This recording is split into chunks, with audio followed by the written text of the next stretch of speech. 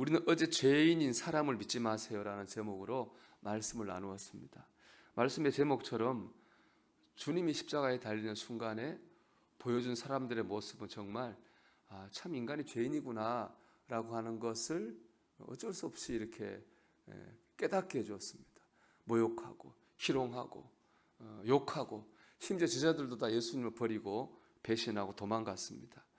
그런데 인간은 참 죄인이라고 하는 것을 느낄 수밖에 없었는데 오늘 말씀을 보면은 정반대의 일이 일어났습니다. 인간에게 희망이 있구나 하는 모습이 드러났어요. 예수님이 죽으신 뒤 아리마대 요셉이라는 사람이 빌라도한테 가서 예수님의 시신을 달라고 합니다. 그리고 그 시신을 자기가 원래 죽으면 들어가려고 했던 그 무덤에 예수님의 시신을 모시고 아주 유대식으로 제대로 된 장례를 치러 드리게 됩니다. 이런 행동은 내가 공개적으로 예수를 믿는다라고 하는 것과 마찬가지입니다. 그리고 이것은 아리마대 요셉에게 너무나 위험한 행동이에요. 왜냐하면 이 행동으로 말미암아 아리마대 요셉은 자기 가진 것을 다 잃을 수도 있기 때문에 그렇습니다. 오늘 말씀에 하면 그는 존경받는 공회원입니다. 공회원은 오늘날 우리로 말하면 국회의원이에요. 그는 권력을 가지고 있었고 부를 가지고 있었고 거기다가 사람들의 존경도 받고 있었습니다. 그런 그가 십자가를 지고 죽은 예수를 믿는 삶이라고 하는 게 알려지면 그는 그가 가진 권력과 부와 존경을 다 잃어버리게 돼요. 실제로 한 전승에 의하면 이 일 후에 아리마대 요셉은 공회원의 자격을 잃고 40년 동안 감옥에 갇혀 있었다라고 하는 그런 전승도 있습니다. 이처럼 예수님 믿는 게 드러나면 이런 일이 납니다. 아리마대 요셉도 이걸 알고 있었기 때문에 이전까지는 예수님을 믿기는 믿는데 몰래 믿고 있었어요. 요한복음 19장 38절 말씀 보면 아리마대 사람 요셉은 예수의 제자이나 유대인이 두려워 그것을 숨기더니 그랬어요.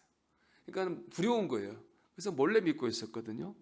그런데 지금을 드러냈어요. 심지어 예수를 드러내고 믿던 제자들도 다 도망갔는데 몰래 믿던 아리마대 요셉이 내가 예수님의 제자다 믿는다라고 하는 걸 오히려 드러냈어요. 아리마대 요셉이 변한 거죠. 무슨 일이 일어났을까요? 요한복음 19장 38절 하반절에 이렇게 되어 있습니다. 이 일 후에 빌라도에게 예수의 시체를 가져가기를 구하매 빌라도가 허락하는지라 이에 가서 예수의 시체를 가져가니라 그랬습니다. 이 일 후에 아리마대 요셉이 변화된 것은 바로 이 일 때문에 그렇습니다. 이 일을 본 이후에 아리마대 요셉이 몰래 믿었는데 죽음을 두려워하지 않고 드러내고 믿는 사람이 됐어요. 여기 말한 이 일은 뭐냐? 바로 예수님께서 십자가에 못 박혀 죽으시는 것을 말합니다. 아리마대 요셉이 본 거죠. 다 이루었다. 예수님께서 마지막까지 하나님의 뜻을 이루기 위해 고난받으신 것을 보았습니다. 주님이 죽은 후에요. 성소의 휘장이 아래 위로 찢어지고 지진이 났어요. 이걸 본 로마의 백부장이 저 사람은 진짜 하나님의 아들이었다라는 고백을 하기도 했습니다. 십자가 사건이 나타난 그 능력과 역사를 아리마대 요셉이 본 거죠. 그 십자가의 사랑과 역사를 보자 아리마대 요셉이 변했습니다. 죽음을 두려워하지 않고 자신이 예수의 제자인 것을 드러내고 주님의 시신을 모시고 갔습니다.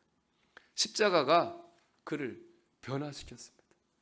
죄인이기는 어제 본 사람들이나 아리마대 요셉이나 다 똑같은 죄인이에요. 다르지 않아요. 그런데 십자가가 그를 변화시켰습니다.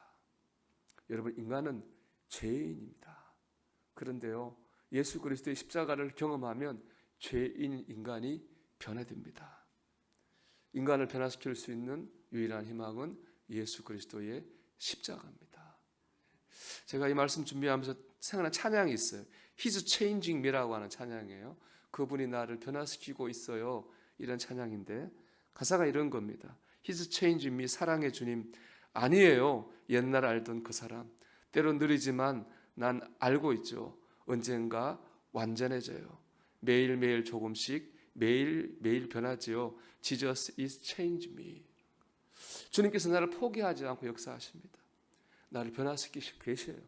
때로는 그 변화가 너무 작아가지고 늘 제자리 같아 보일 때도 있지만 주님은 그 순간에도 우리 안에 역사하고 계십니다. 우리는 주님 안에서 점점 더 변화되고 완전해질 줄로 믿습니다. 그 십자가의 사랑과 능력이 아리마대 요셉을 변화시켰고 도망갔던 제자들도 변화시켰고 결국에 저와 여러분도 옛날에 예수 믿기 전과 지금 달라졌다면 그것은 오직 예수님의 사랑과 은혜 때문인 줄로 믿습니다. 결론은 어제와 같습니다. 여러분, 사람을 보지 말고 주님을 바라보십시오. 날 향한 십자가의 사랑과 능력을 바라보십시오. 나를 보기 전에, 다른 사람을 보기 전에, 어떤 환경을 보기 전에 십자가의 사랑을 바라보세요. 십자가의 능력을 붙잡으셔요. 그 십자가가 우리를 변화시키게 될 줄로 믿습니다. 구소련의 노벨상 수상 작가인 소설가 알렉산더 솔제니친이라는 사람이 있는데 이 사람이 독재자 스탈린 때문에 시베리아 수용소에 끌려갔습니다. 얼마나 춥습니까? 아주 열악한 환경에 매일 강제노동하면서 자기 정신적인 육체적인 한계에 부딪혔어요. 그래서 그냥 나도 모르겠다 하고 삽을 내던지고 주저앉아 버렸어요. 그러면 어떻게 되냐? 그 죄수를 감시하는 감시관이어서 막 죽을 때까지 때립니다. 그럼 죽는 거예요. 그냥 포기한 겁니다. 이제는 아이고 날 죽여라. 감시관이 자기를 때리러 올 때까지만 그냥 기다리고 있었습니다. 그런데 문득요, 감시관이 오기 전에 한 수척한 죄수가 그에게 오더라 합니다. 그 죄수는 한마디 말도 하지 않고 주저앉은 솔제니친 그 흙바닥에다가 십자가를 딱 그리고 가더라는 거예요. 솔제니친은 땅에 그려진 두 줄에 선 십자가를 바라봤어요. 그는 그때를 이렇게 회고합니다. 그 순간 소련보다 더 큰 힘이 존재한다는 사실과 인류의 소망은 그 작은 십자가 형상으로 상징될 수 있다는 것을 깨닫게 되었습니다. 십자가의 능력을 통해서는 모든 것이 가능하다는 것을 알게 되었습니다. 그 십자가를 보고 희망을 느낀 솔제니친이 주저앉았잖아요. 다시 일어나가지고 다시 일을 했답니다. 다시 희망을 가진 거죠. 결국 그는 그 수용소에서 살아났어요. 그래서 그 수용소의 경험을 살려가지고 그 수용소의 하루를 쓴 거죠. 이반 데니소비치 하루라고 하는 소설을 써가지고 노벨 문학상을 받게 되었습니다. 이름 모를 죄수가 흙바닥에 그려진 십자가가 그를 살렸습니다. 예수님의 십자가가 우리를 살립니다. 힘과 능력을 주는 겁니다. 변화시킵니다. 여러분, 십자가의 능력을 체험하기를 바라고 그 죄수처럼 여러분 가족과 다른 사람에게 십자가를 그려줄 수 있는 삶을 살기를 바랍니다. 여러분의 말과 행동을 통해서 십자가를 전할 수 있는 삶을 살기를 축복합니다. 그 십자가가 여러분에 대한 십자가 그 사람도 살리게 될 줄 믿습니다. He's changed me. 십자가가 우리를 변화시킵니다. 예수님만이 우리 죄인인 우리의 유일한 희망인 줄 믿습니다.